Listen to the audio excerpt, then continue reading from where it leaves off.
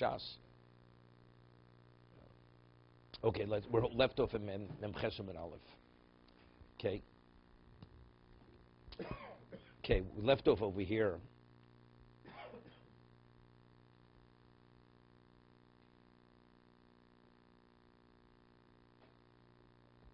Name a Ketanoi. It's the first quarter of the page. Again, we're getting back to Rav. Rav says, Mekadosh Milveinim Kodeshes. Chesem and Aleph. So the Gemara wants to say again, so until we want to say, seemingly it's a Machlokes Tanoim, and the Gemara continuously explained it has no relevance to that argument. So we're introducing another Machlokes Tanoim. No, Rav could rule like one. But Rav states it, seems nobody argues it. He states it in a context, nobody argues with it. No. You have Yochad v'Rav Malochik Rabbi. Let's say the Chacham, we quote the Chacham who Mekadosh Milvein Mukadeshes. Does Rav have a problem saying that it's in Mukadeshes? But Rav is saying it in his own name. Rav is introducing it. I mean, if it's a Tana, so what are you attributing it to yourself?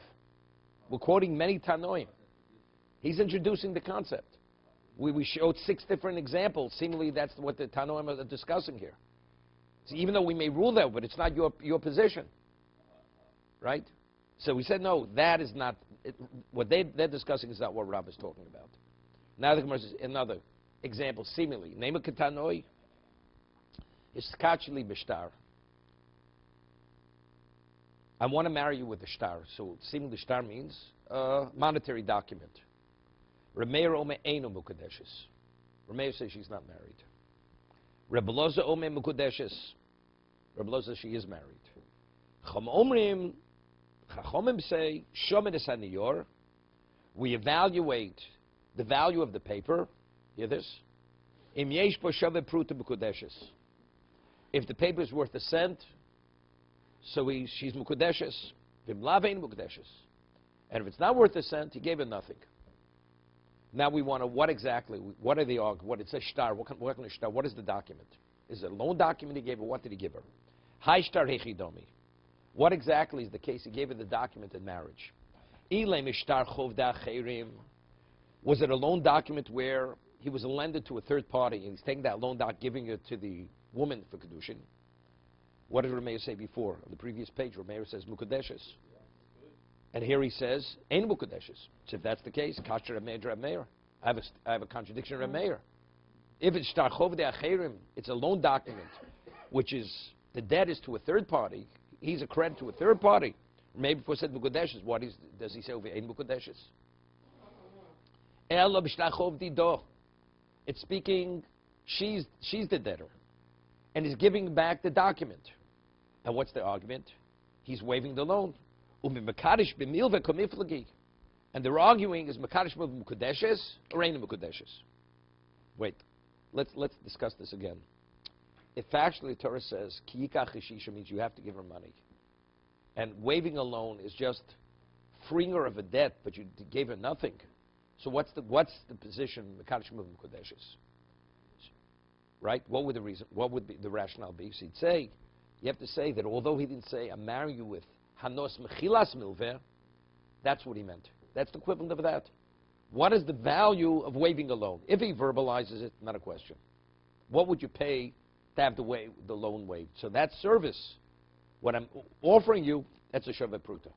But if he doesn't say what's a mine, is a mine on the debt is being waived, which means you're giving me $1,000, he's not giving me $1,000. If that's the case, in Mukudeshes. Everybody would agree. But the opinion holds Mukudeshes, because the mindset is when he says I'm waiving, I'm relieving you of the $1,000. For me, that's worth minimally a Shaveh Pruta. That's what she's processing in her mind. So that's why she's Mukadeshes. Okay? So we have Mishnachov Dido and Rameir Mekadosh B'Milvah Miflgi. So what did Rameir before when he said Mekadosh B'Shtar Chov is Mukadeshes, it's Shtar Chov De'acherim.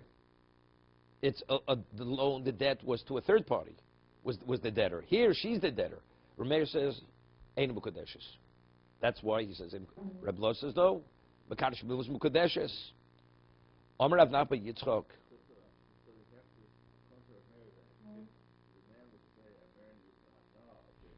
Everybody would agree. Everybody would agree.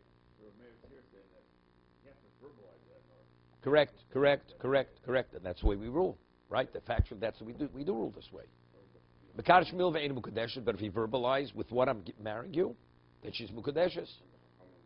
This is not the Chum, this is Rebbe Lozer. We'll get there.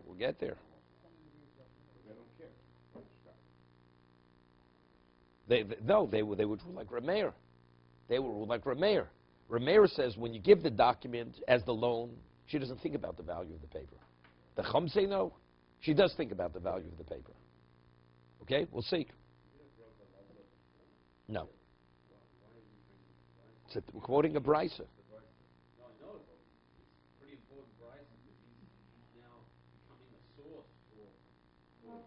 No, because we never quoted the case before of Chov Didah. It's not Shtar Didah. The way we explained everything before, we Shtar Chov Dacherim. This is the first introduction that she's the debtor, right?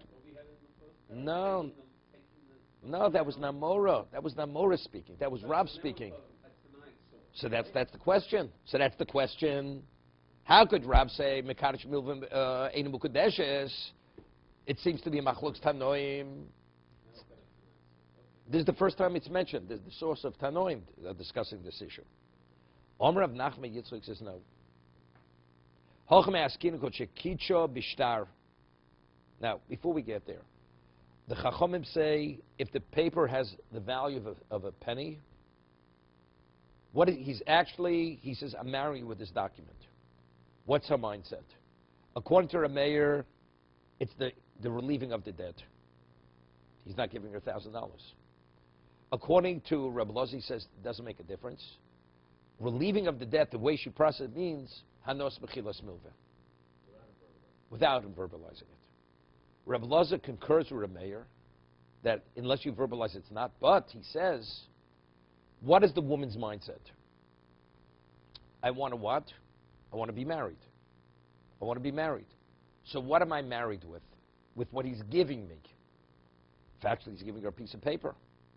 So although she doesn't think I'm being married with Shava Kesef, which is the paper, but since factually the paper, he wants to marry with the paper, her mind is to be married. So if the paper is worth a cent, she's accepting the marriage. Let's make a differentiation. Before we had a discussion, you give a woman one date, another date, and the third date. Right? So we said if she eats the first two dates, as long as the last date is a Shava Pruta, she's Mukudeshes. Right? She's married. Why? But the first dates are Milveh. Right? So we said, Rabami holds Milveh Pruta, Daita Pruta. Remember? That although he's waiving the debt, the first two dates, I have no claim to you. But I'm not marrying you with the first two. Even though he said, I'm marrying you with the first two dates, all three dates. But what is her mindset? Daita Pruta. Her mindset is, I'm being married with the last date, which is a Shava Pruta. Because, so we explained it. What about if we're speaking about $1 million, waiving of a debt, and a penny? Her mindset. She's agreeable to marry him because he's waiving the debt. The $1 million, she wouldn't marry him unless he's willing to waive that debt. But what is he marrying her with? With the penny. Because her mind is, as long as I receive what I'm meant to receive, I'm agreeable to be married. And he's satisfying me because factually, if he wouldn't waive the debt, I wouldn't marry the man. But with what, it's a technicality, but with what is he marrying me? With the pruta. That is the mindset of a woman, okay? But here we're talking about something. This is taking it to another level. Before, factually, he gave her the date, and he gave her the date as a shava kesef. When he gave her the document, the way a person thinks, you don't think about the value of the paper. What do you think about? What's written in the document? The debt, you don't. That's the chiddush of the chachomim. They're taking it to another level. That although he didn't say I'm mekadosh you with the paper, he wants to marry and she wants to be married. So as long as we're somehow able to work it out that she did receive something, so it's the same thing. I wouldn't marry if you wouldn't waive the debt. But with what are you marrying me? Whatever it takes to be married, I'm agreeable to marry you. And that's his mindset. So if the paper is a shava pruta, she's mukadeshes. That's the rationale. That's the position of the Chachamim.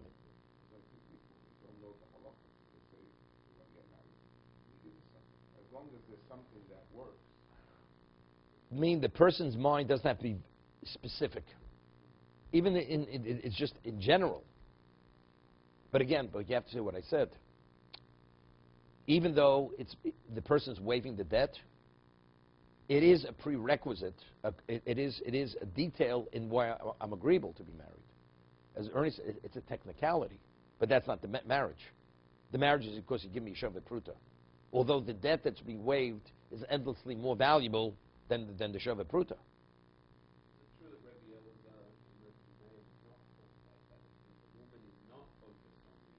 Correct.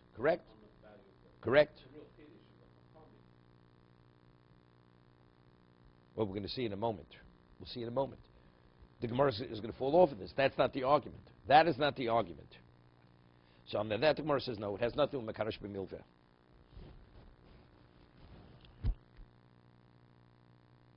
Omer Avnapa Yitzchak Hochem Ha'eskina and Konchikitchu B'shtar She'ena Levedim. Right? He's marrying with a document where the witnesses are not signed in the document. It's a shtar kiddushin. It says in the shtar Hari Mukadeshes Li, and it's being passed before witnesses who witness the giving of the document from the husband to the wife. So there are no witnesses signed document. Right? The Machlokes Rameh and the Chachamim is where are they stated regarding a get? If you have a get, all the text is the text of a get. The witnesses do not sign on the get. Rebbe Loza says as long as the shtar, the get, is witness being given from the husband to the wife, it's called Sefer Krisus. It's a document which terminates the marriage. Okay? Remeir Tame Ede Chasima Karsi. When does the document have the ability to terminate the marriage? Only if their witness is signed on the document. Rebbe Loza Tame Ede Mesira Karsi. That's the Machlokas Remeir and the Chachamim. Is it a shtar kedusha? Not a shtar kedusha. Therefore, Rameir says, Eidi Mukadeshes, because there are no witnesses. Rebbe Loza says, but it was witnessed. Eidi Mesira. On the document to be a valid document. It's a functional document as long as the transfer of document is witnessed by witnesses. Wait, one second. So Rashi cites the Mishnah in Gittin, but every Rabbi Leo, in Tikkun Olam, this is what David mentioned yesterday, he legislated that every get that's given should have witnesses in the document. Because what would be if the witnesses die? What would be if they go to Medina Sayyam, they go overseas? And now the husband, he can tell, he says, I never gave it a document. She had it written up, never gave it to her. So how does she prove that it was given in the presence of witnesses? She can't summon the witnesses to testify that it was given in their presence. They tikkun olam for the best interest of everyone. Witnesses should be signed in the document. Okay, so look. One second. So now, if according to Rebbe Lozer, we discussed yesterday, normally witnesses have to verbally offer their testimony. According to Rebbe Lozer, there's no such thing as witnesses in a document. If the Torah says v'kosam sefer krisus, as we explained, means v'chosam, it means what kosam means the full document, including witnesses. So the Torah said, well, although under normal circumstances, testimony has to be oral testimony, but within the context of shtar, we say Torah says, if it's within the context of a document, it's as if they're testifying in court. Here. So that's Rameir, because that's what the Torah say. But according to Rebbe Lozer, when it says v'kosav, what does v'kosav mean? Kosav means writing the text of the document. Witnesses have to witness the transfer. So if you have to witness the transfer, so now the witness is signed the document. What is it? It's Pimelo Biksovan. It says Rebbe Leal enacted, although Eidi Mesira Karsi, but nevertheless the document has to have witnesses signed in it. I mean, in addition to the Eidi Mesira. Because what would be if these witnesses go overseas or they die? How's the woman going to protect herself and prove that she was divorced if the husband denies that he ever gave it to her? So, according to Rameir, it's not a problem because the document is the equivalent of oral testimony. because that's what Torah says. Sign the document. But according to Rabbi Elazar, it never said signatures are in the document. What is testimony? Al Pi Shnai made him Yakum Dover. So what is this document? It's rabbinical. Because otherwise the people are big servant. So what, she's only divorced on a rabbinical level. When he contests the divorce, he denies he ever gave it to her. So what, she's only married on a rabbinical level, not on a Torah level. So every get, they annul the marriage retroactively. It's definitely not. They're not annulling marriage. So there's a machlok Rishonim how to learn over here. So there's a Tosas in Gittin, and there's a famous riff, famous Shitas HaRif. When Rabbi Elazar says 80 Mesira Karsi, it's af 80 Mesira. I mean, 80 Chasima definitely. There's a halach in shtar in the document. When you have witnesses on the document, it's as if what? They're part and parcel of the document. They give the document its viability. Any shtar. But the get. However, he says, he's arguing they don't have to be signed in the document. Even if the document is passed in their presence and they witness the transfer, that's sufficient. That's the famous riff. 80 Mesira Karsi. When he says he's not arguing 80 Mesira, not 80 Chasima. He said, in addition, not only is 80 Chasima effective, even 80 Mesira is effective. But if they're not, they're testify later on then. That's Rebbe made a takona. Although, according to Rebbe, it's not necessary, but it's the best interest of all parties that the document should be signed. So then, if they should die or go overseas, the woman is protected. No, they're arguing. Rameir rejects Rebbe Elazar. We rule like Rebbe Elazar. So 80 Chasima, everybody agrees 80 Chasima. The question is, in addition, do 80 Mesira give it its viability? Tosas doesn't learn this way. He learns it's an argument. Is it a Chasima? 80? So Tosas is something interesting. And I once mentioned this regarding something else. There's a principle that if a person transacts any transaction, and Toch de Dibur, he wants to retract within the time frame, Shalom Alecha Rebbe Mori. He wants to retract. Let's say I give you a document, let's say a deed, and within Toch de Dibur I say, I'm only transferring conditionally, if, right? And he wants to add a clause. As long as he wants to add the condition, the clause to the agreement within that time frame, he's able to add it. Of course, it's not concluded until that time frame has passed. That's called Tocha de Dibur. You want to retract, you can retract. Once Tocha de Dibur passes, then it's what? It's concluded. You can't retract any longer. You can't in any way alter the document. It's completed. Okay? The deal, the transaction is concluded. So there's a machlokes and tosus in Bava Kama. What exactly is the basis for Tocha de Dibur? So one position is, Rabbeinu Tam says, Takonas Chadchomi. So Tosa says difficult to do this. What do you mean Takona? Shows certain situations, you see, it's not the case. That you see, it's not. You see, it's a deraisa. So this is the way I explained it. Whenever we speak about any transaction, intent, although you have to do the action, but intent is essential and crucial for the transaction to have any validity. If a person is forced to relinquish something, and he doesn't say rotzani, although he gave it, it's not considered a transfer. Of course, we know he doesn't intend to give it. He's being forced to give it. And he never verbally say, I consent to give it. Or let's say he says, I do, but he's not being compensated for it. Right? It's nothing. But you gave it and you said, but there was no intent. So intent is a basic element in every transaction. That's what it is. So let's say a person, initially, when he normally would give a document, and when he gave it initially, he didn't think about adding a clause. So he intended to give it. Also, he thinks of something. He says, oh, by the way, I'd like to say it's conditional. It's too late. The intent was there. The Chacham now come and say, you know something? When you enter into any transaction, if you want to retract or change the rules by adding a clause, if it's within Tocha de Dibur, you can. So once they've set that rule in place, what is the mindset of any person transacting anything? I don't intend to relinquish it until that time frame has passed. It becomes a doraisa. Now it becomes a doraisa. Because that is the Gemira's das. I don't have that intent until that time frame has passed. So who set the time frame? Maybe who said it's 3 seconds, maybe it should be 5 minutes. The Chacham set the time frame.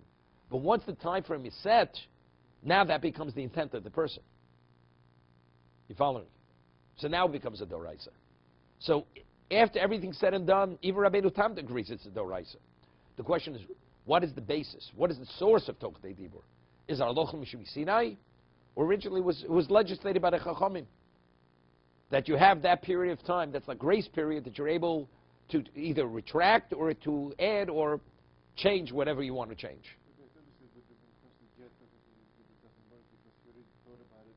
I said there are 3 exceptions. The 3 exceptions. Kiddushin, get. No, I'm not talking about get. I'm talking about a monetary transaction. Get is something else.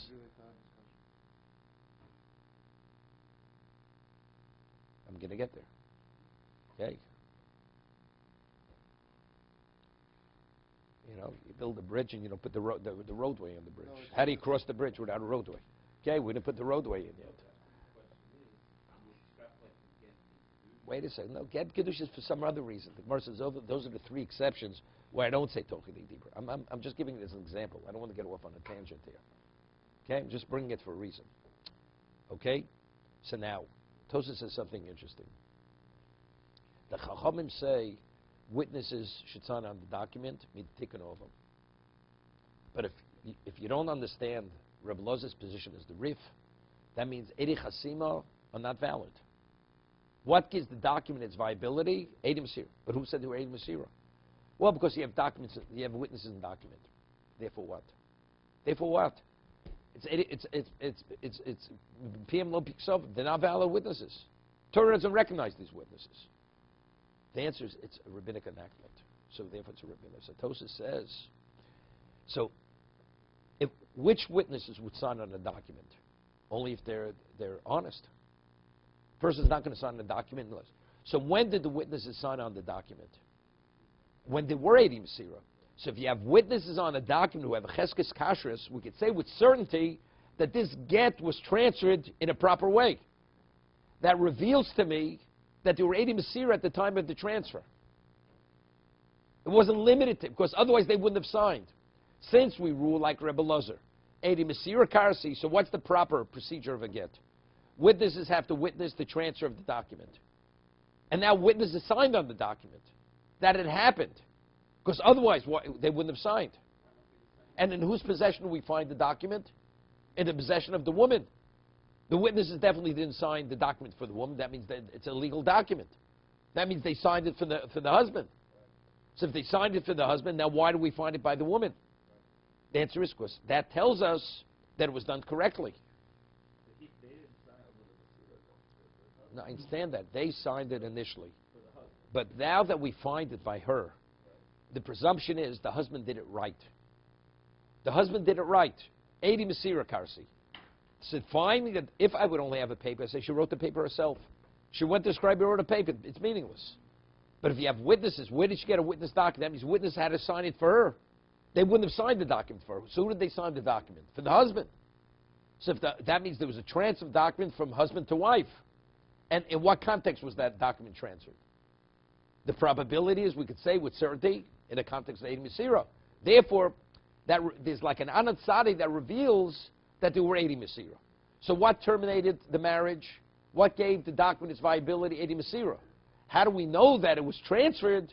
Because I have Eidim on the document. I know the Eidim did not sign for the woman.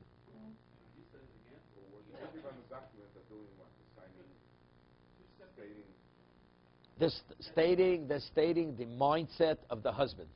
That the husband wants to divorce his wife. That's the first set on the document. That's the set on the document. There's only one set on the document. Now we find this document by the woman.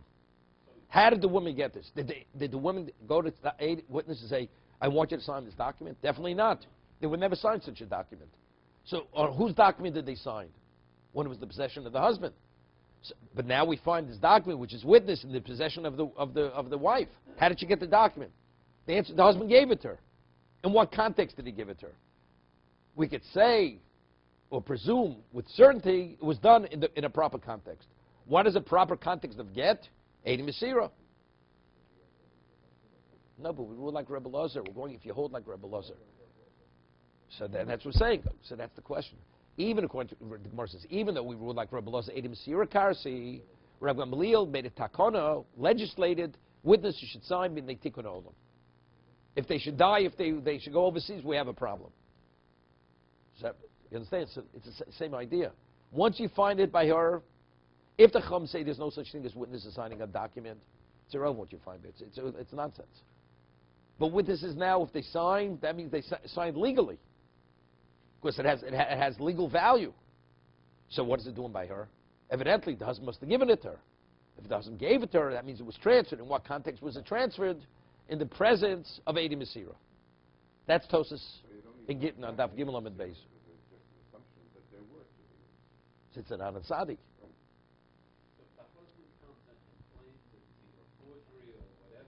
Does not believe. If we substantiate those witnesses factually, that the get was given in the presence of Eidi Mesira.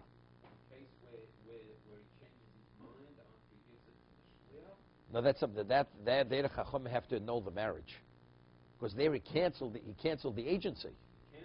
That's something else over there. That's before it arrives. He cancels the shliach. So there we could have serious problems if he cancels the shliach, because she thinks she's divorced and she's not divorced. So there the Chacham go and annul the marriage retroactively. Otherwise, we're going to have mamzerim. You with me? Okay, good. So we have a machlokes, Rebbe Lezer, Remeir, Eidi Mesira Karsi, Eidi Chasima Karsi. What gives the viability to the document to get? Is it the witness signed in the document, or is it the witnesses who witnessed the transfer of the document? Rabbonim Misafkalu. The Chacham say they're in question. Do we rule like Remeir? Do we rule like Rebbe Lezer? Ika Remeir, Ika Rebbe Lezer. Hilko, so what do we do? So what is it? At best, she's Safek Mugureshes. She's Safek Mugureshes, right? According to Remeir, it's nothing. And according to Rebbe Lazar, she is divorced. A get. We're talking about a get. Well, we'll talk in a minute. We'll talk get to get to kiddushin. Hilko shaman. So same thing. So we're saying now that as Remeir and Rebbe Lazar argue regarding a get, they argue regarding kiddushin. Regarding kiddushin, the document kiddushin, what gives the viability to the document? Is it the Eidi Chasima or is it the Eidi Mesira? So we're speaking about the get had no Eidim. Remeir says it's nothing. The Shtar Kedushin is nothing, because it's not a valid document. Rebbe Lazar says it's a valid document, because the Eidi Mesira, Chacham don't know. They know whether halachos like Remeir. So the Chacham say it's irrelevant. Even if you should rule like Remeir, Shaman es Niyar. You evaluate the value of the paper. One second. Okay? This is even a greater chiddush now. Why? Before, at least, the man wants to marry with value. So the value of what's written in the shtar. Correct? So we say, if the Chacham say, if the paper has its values are said, she's married.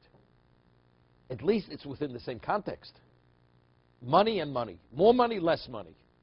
So we say her mindset is not on being relieved of the $1,000 debt, which is mammon, because it's not the proper way to marry with kesef, because he's not giving her $1,000.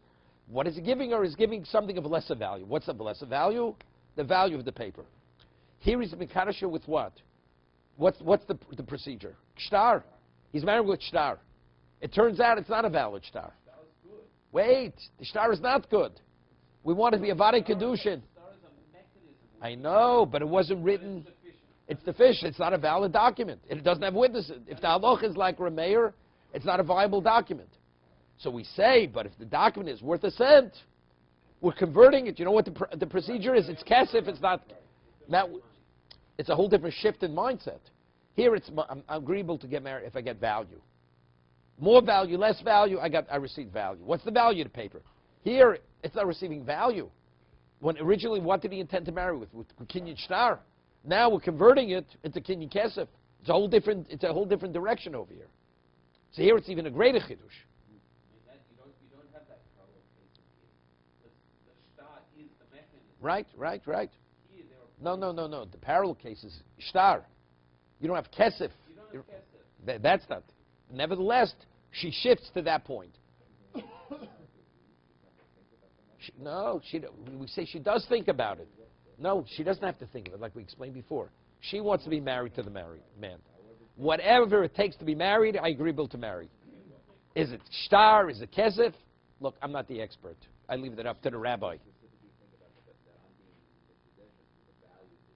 She doesn't think that. But factually, I'm agreeable to be married. And factually, since the document is worth of shava pruta, let it be kesef. But you see clearly that, so who are the witnesses? They Masira. So the witnesses, they don't have to be aware, is the kinyan shtar or kinyan kesef. They just have to witness an act of kiddushin. The witness have to be aware, is it kinyan kesef, kinyan shtar? They Masira. Now, you see clearly they don't have to be aware of that. They have to witness an act of marriage. It's up to the chachamim to evaluate, is this an act of marriage? We witnessed, this transfer is called an act of marriage. Is it shtar? Is it kesef? You know something? I'm not the great expert. You have to ask the rabbis. But I witnessed an act of marriage, which he didn't witness an act of marriage. But we see the witness don't have to know what it is. They don't know what it is. They don't have to know what it is. They have to witness an act of marriage. So what, it's A or B, it's an act of marriage. They witnessed. No, the bigger chiddush, not the witnesses, in her mind. Originally, she was agreeable to be married with kesef. It was kesef. Now, originally, she agreed to be married with what? With shtar. And it turns out, what is the actual marriage? It's kesef. It's irrelevant.